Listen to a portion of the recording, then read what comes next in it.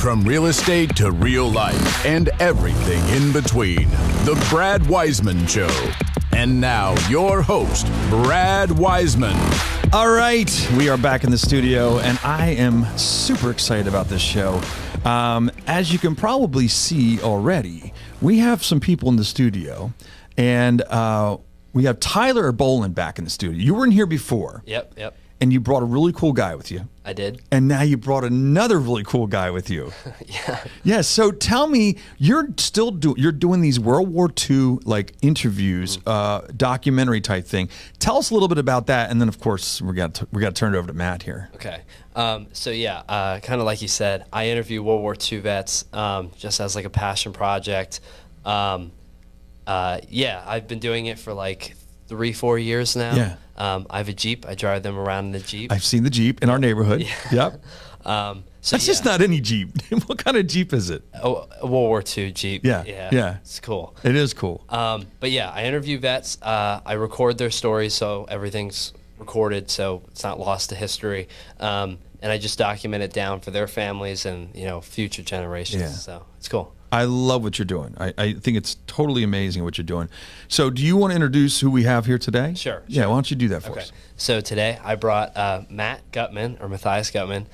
He and I are really good buddies. He's a 99-year-old World War II vet who served in the Pacific Theater. My great-grandfather was in World War II, and he was a Marine, and Matt was his Higgins boat driver in the Pacific. So that's Matt and I, our connection. Oh, so you have a connection. Is this how the connection started? Yeah. Did not know that. I didn't know that you had a connection. No. That's how you started doing this. Yeah. It was your great-grandfather or grandfather? Great-great-grandfather. He was involved in the Pacific? Asian Pacific? Yeah. And you knew him? No, I didn't know him. You didn't know him? Well, no. He didn't know at the time it was my grandfather. Gotcha. Okay. No, I didn't know him. No, I don't think he was around yet. I'm pretty sure. That's a good point. Very good point, Matt. But yeah. No, but so you're saying that the two actually were in the same place at the same time. Correct. Got it. And that's where you started this passion of getting to know World War II vets. Yeah, that's what sparked the whole thing. Amazing. How many do we have at this point, vets? In the country, there's about 120. There's 120,000 left. So we have one of 120 sitting right over here. Yeah, that's right. That's awesome. That's awesome. Matt, welcome to the show. Thank you very much. I'm glad to be here. Yeah. I'll tell you what amazes me, whatever happened in World War II, you guys look amazing for your age. Seriously, you're 99 years old. I don't know. It happened. It just happened. It just happened. Yeah. I never thought I'd attain that age of 99. Right. Never would I say that I'd last that long. Yeah. Well, you did. You're here. But here I am. So tell me, everybody's going to say this, I'm sure, and then we'll get into your past and what you've done and all the awards and stuff you have. What do you eat something that you think makes you live better, or are you drinking something? Is there some kind of secret sauce that you use? I'll tell you, Brad, if it was, I'd make a lot of money. Well, that's why I'm asking you, because we could all make a lot of money. We could split it between the four of us. We have Hugo, if Tyler, you, it'd be perfect. I had no idea. No idea. All I know is I'm still here. You're still here, and you're doing great. You're really doing great. Thank you. Yeah, absolutely. So let's go back. So when did you enlist you were in the Navy, correct? Yeah. I enlisted after I graduated from high school in 1943, June of 43. I enlisted in the Navy for 6 years rather than be drafted, because I found out if you were drafted, you didn't have no choice to pick your military. Oh, interesting. But if you enlisted, then I enlisted because I wanted to be in the Navy. Right. I enlisted in the Navy. Okay. Why the Navy? Just curious. Was it just something that you really you felt that I want to be? Well, I had a brother in the Army and a brother in the Navy prior to World War II. Wow.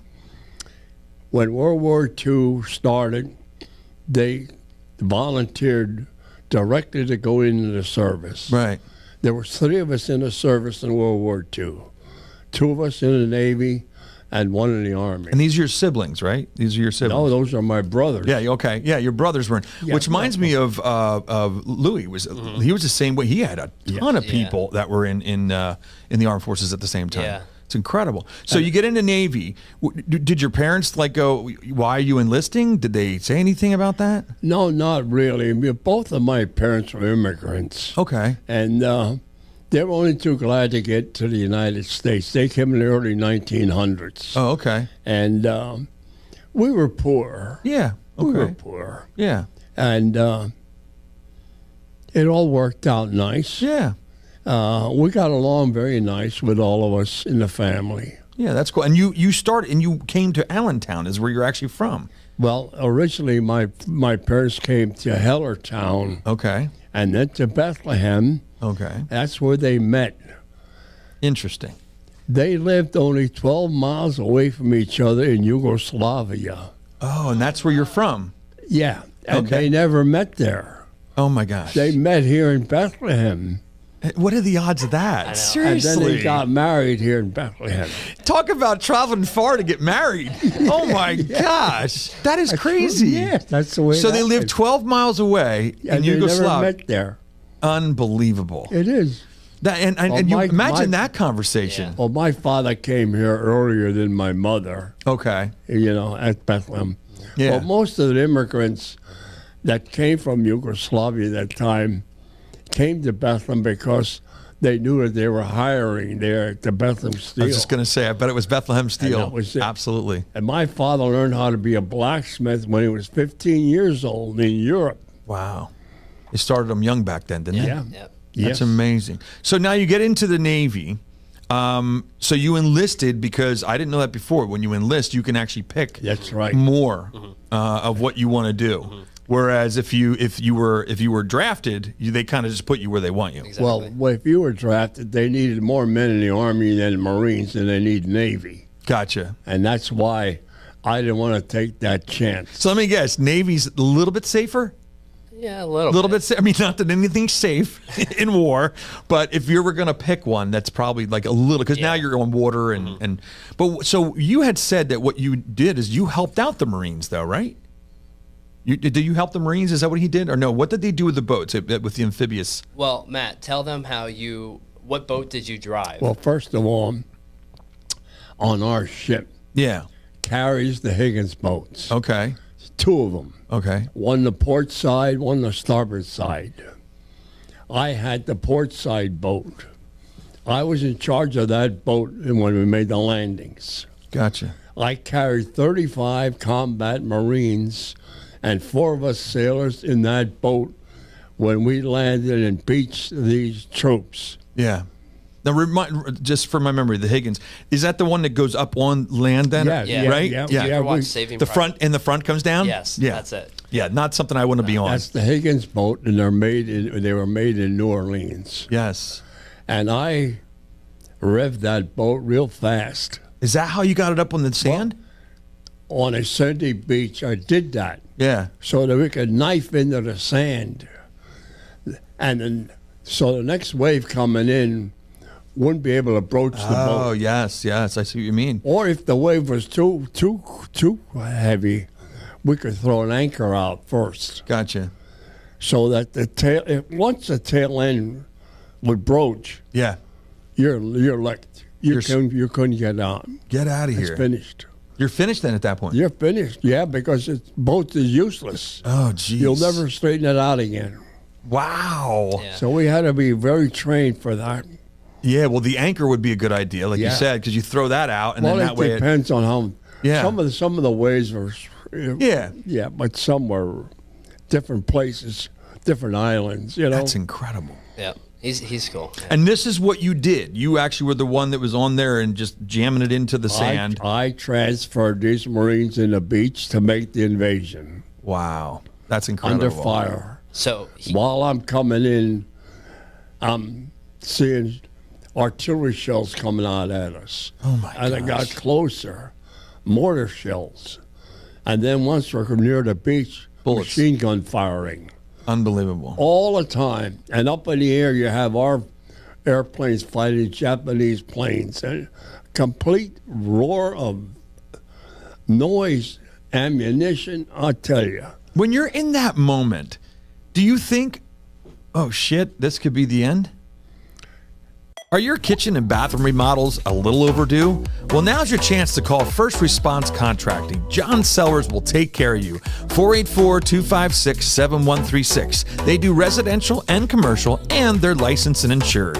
Give them a call at 484-256-7136. Well, the first one, I was scared, and I was scared after all the others. And for the reason was I might not survive that day. Yeah, exactly. And after one or two of these landings, I'm thinking to myself, my number's probably up the next one. Oh, my gosh. That's In crazy. fact, it got to the point when I wrote to my girlfriend, my girlfriend in Allentown, I told her, I says, her name was Arlene. I says, Arlene, you know what? I may never be able to see you again. If you have a man friend or anybody at home, go make friends with them, because I have a feeling that I'll never return. I already accepted that in my brain, that I will never get home. And I accepted that. That's amazing. And I was scared at every landing. Yeah. Mostly in perilous or Okinawa. Yeah. The Philippines were a little more silent. Gotcha. Yeah, because you were involved in the Philippines too. Yep. So what were you doing in the Philippines then? Same kind of thing? So he landed 6 different invasions. The first one was Peleliu. That was his own separate island. Okay. That one is like it's a really big one. And then there were 4 islands in the Philippines. Leyte, which he'll talk about, that's one of the islands. And then Okinawa was the last one. Okay. That's a big one. Oh, yeah, Okinawa. Yeah. I think we know that one. Yeah. 4 invasions in the Philippines: Leyte, Mindoro, Lingayen Gulf, and Subic Bay. Yep. And then Okinawa. Okinawa, we landed that on April 1st, 1945. Wow. And that was VE Day. Easter Sunday morning. Oh, okay. I was in the first wave. Wow. And guess what? What? Not a shell was fired at us. Interesting. Nothing. Calm. First wave landed. Second wave been landed. Third wave been landed. They let all of our troops land on that island before they fought. Why is that? They were hunkered in down in there. So is that a strategy of some sort? It must have. Like get them all off, get them here first, and then we're going to... Because they were hiding in the tunnels. They were in the tunnels and caves. Oh, my gosh. They'd only come out to fight when it was to their advantage. Smart. Yeah. It's smart. You got to tell them. Yeah. But that's amazing. Unbelievable. That was amazing. Because that's the largest island in the Pacific that we invaded. Yeah. That island's 73 miles long and about 8 or 9 miles wide. Wow. Amazing. Well, how did those combats turn out? Like that one there. How did it turn out then at that moment? Well, Matt, tell them about Peleliu. What happened? Well, Peleliu, when I made the landing, I was told to stand by to take the wounded out to the hospital ships. Through me doing all this, our ships that invade the island go out to sea. Yeah. They don't stay there overnight. Right. Well, I was too late to catch up to my ship. Oh, no. My ship was ready to go way out in the Pacific somewhere, I don't know. Yeah. And I tried to follow it, and I couldn't keep up to it. Oh, jeez. So I had to come back. Just you on the boat? Just me and the boat and my boat crew. Oh, jeez. This doesn't sound good. So we had to stay with the Marines overnight in the beach in foxholes. Wow. Now, in the foxhole that I was in was 2 Marines and me. Right. I had no ammunition, no guns, no nothing. I only wore my helmet and my life preserver. which I always wear. Yeah. And I spent the night there with them. So they had to be there to protect you then, obviously. Well, I mean, the one gave me a knife, the other gave me a hand grenade in case I needed it. And he still has that stuff. do you really? Yeah, my son John has them. Wow. And everything was fine. I thought maybe there might be a bonanza. A lot of times they did that at night. Yeah, they come in. But everything was quiet, and we relieved each other. Two could go to sleep while one watched, but do you sleep? What was my watch? Do you really sleep? I didn't sleep at There's all. no way I'm sleeping. No. I would be awake the whole time. We were listening all the time to see yeah. if somebody rattle something. So did you leave the next morning then? The next morning, the ship come back. Thank God. And I came back with my boat and my boat crew. And the crew was glad that I came back. They thought that maybe I was done. Oh, yeah. Yeah. Oh, that's amazing. And I was glad to get back story. on the ship. Well, yeah. I think I'd rather be on the ship than in those holes. That was at Perilous. Now, why wouldn't you carry a sidearm? They didn't have you carrying a sidearm when you were on the boat? No, sidearms is the only time I wore a sidearm is when I had the duty watch on the quarterdeck. Okay. That's when people come and go. Mm-hmm. Gotcha. Then we had a 45. Yeah, right. Other than that, we had no guns. Wow. I never fired a rifle. I was assigned combat duty on a 20-millimeter gun on the ship. Oh, geez. Okay. When I wasn't landing troops, that was my duty. Okay. On a 20-millimeter. Well, that's a pretty nice gun. Yes. Yeah. So at Leyte, one of the islands in the Philippines he was at, that was when the Japanese really started using kamikaze planes. And he shot down 3 kamikaze planes. Wow. And they almost hit him, right? Yes. You shot him down from that 20 millimeter. Yeah, on the 20 millimeters. Yeah. Well, I can't say that I shot him. But everybody was shooting at him. But still, was shooting, yes. But one almost came into you after because they just go towards you, don't they? Yeah. No, I was on the ship then. I wasn't on my Higgins boat. Oh, thank goodness. No. But it came close. Oh yeah. They never hit our ship. They came close because we knocked them down and they exploded because they carried a bomb. Oh, they did. Oh, they did have a bomb. Oh, yeah. In the nose of the plane, they'd have a bomb, and then when they hit, it'd blow up. Yeah. I never knew that. Yeah. The kamikaze planes had a bomb in the front just so that when they would hit, their whole thing was just a that bomb was made to bomb the ship when they hit the ship. Impact.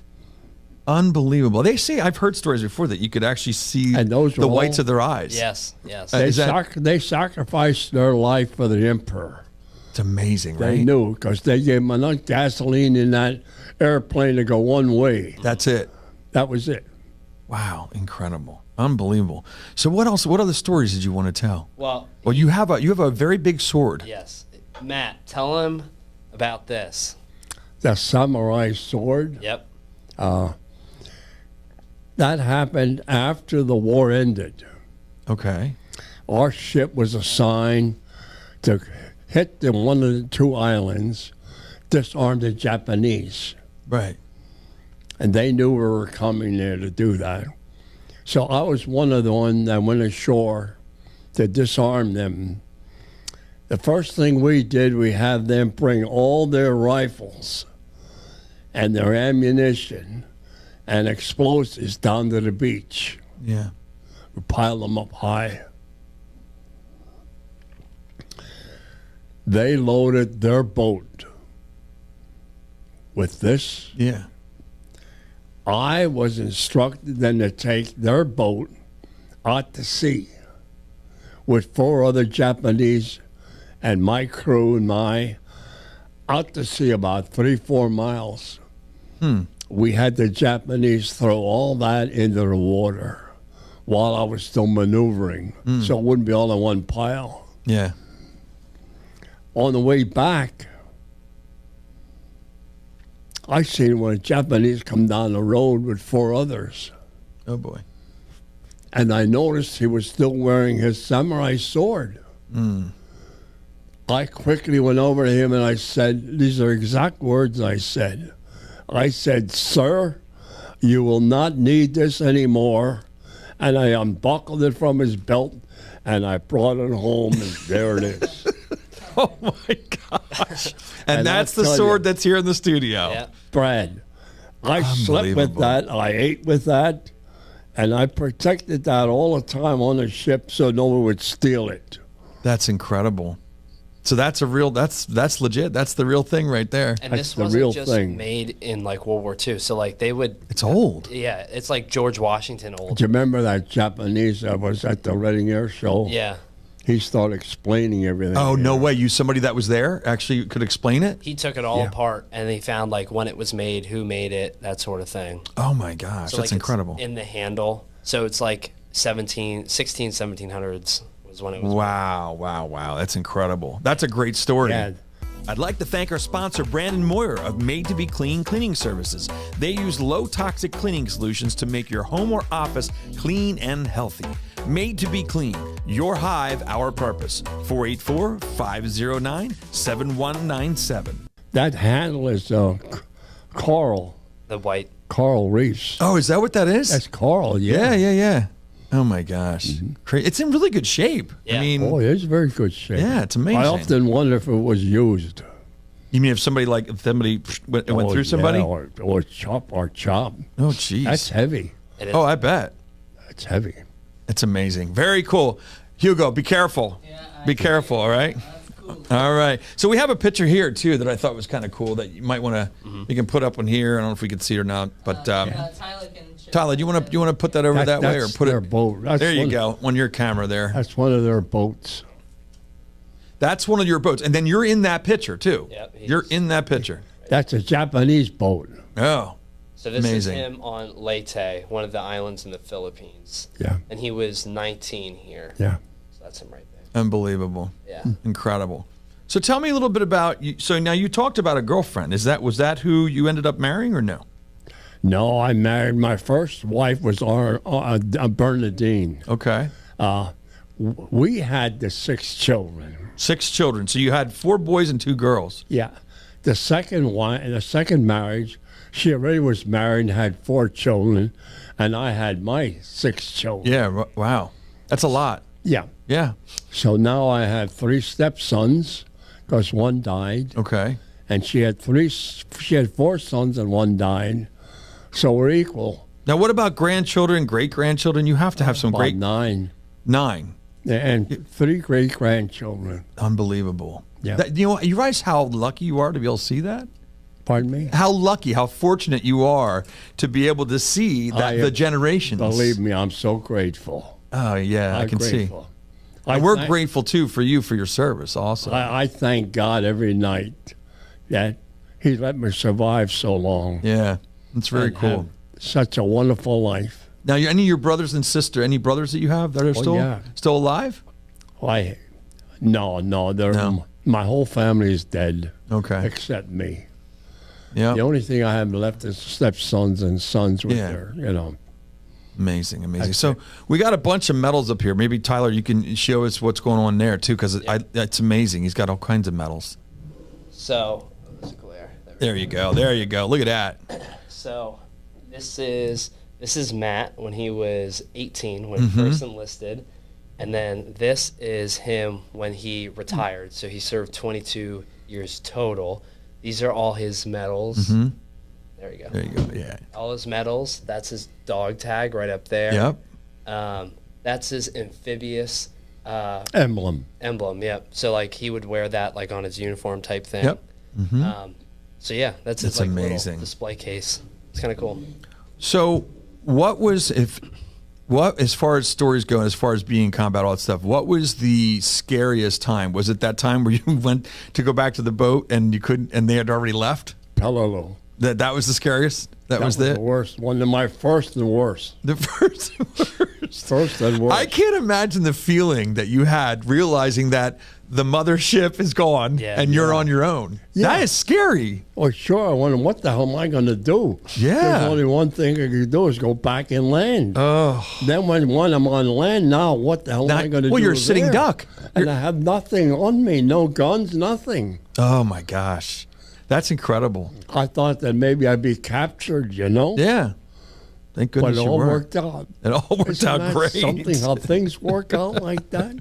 You're definitely on the good It's not side. staged. It's ain't staged. Yeah.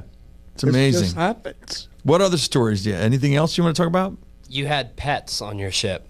Yes. Pets. I didn't know you were allowed to have pets. We had a dog named Margie. It was a female dog. It wasn't too big, medium size. Yeah.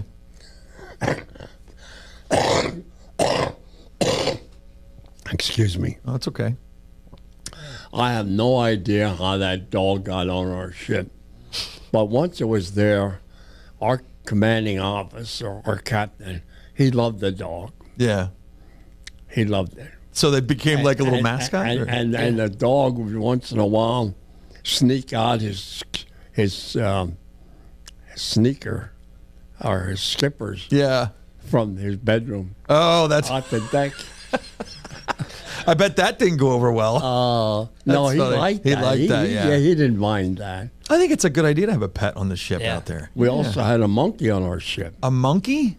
Yeah, one of our crew members brought on a monkey.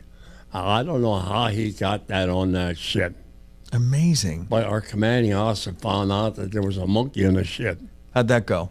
He says, "Boy, we better capture that monkey because we don't know Yeah. what kind of disease That's he what I may was be going to say. carrying." Yeah, absolutely. And once they carried it, we were out at sea. You could wipe out the whole ship. We threw it over the side. So how long did the monkey swim is the question. Was the monkey a good swimmer? I don't know. I wasn't the one that threw it over. That monkey was having a great day until all of a sudden somebody just threw him over. The monkey, I don't think, swam very good. No, I don't think so. I definitely don't think so. Ask him what he fed the dog. What'd you feed the dog?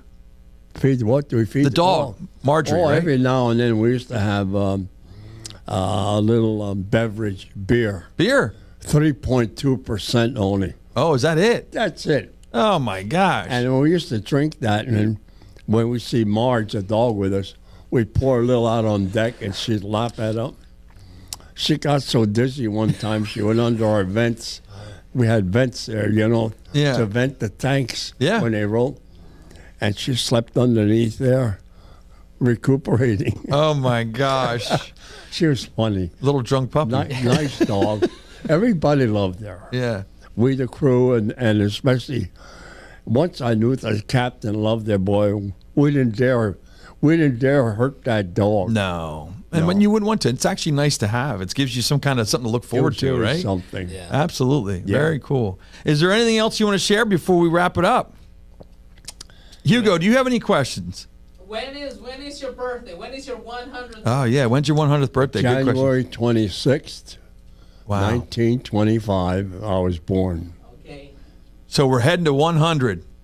Yes. right. All right. Very cool. Very cool. Awesome. Well, I appreciate it, man. Thanks for Yeah. coming. And bring more in if you can. Okay. This is great. I love it. It was great talking to you. Thank you so much for your service. Well, I want to thank you for having me. Oh, absolutely. Absolutely. I love everything that you did here. And I want to thank Tyler. yeah. Mostly, he has me going all over. I don't think I refused anything he mentioned, did I? No. Did I ever refuse you? No? I don't think so. He speaks very highly of you. Last time he was here, he was talking about you, and I know he talks about you a lot. And I think Yeah, what he's doing is amazing too. I mean, you're doing some great He work. comes from a good family. I Absolutely. met the parents and his son and his brother. Yep. They're very nice. And like I said, I am entirely grateful. Yeah. There's no way I could repay them.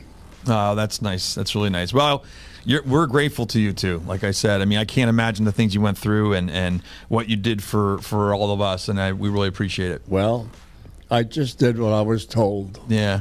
It's not just that. I was told to do a lot of things and I didn't do them. All right. Well, we're going to wrap it up, okay?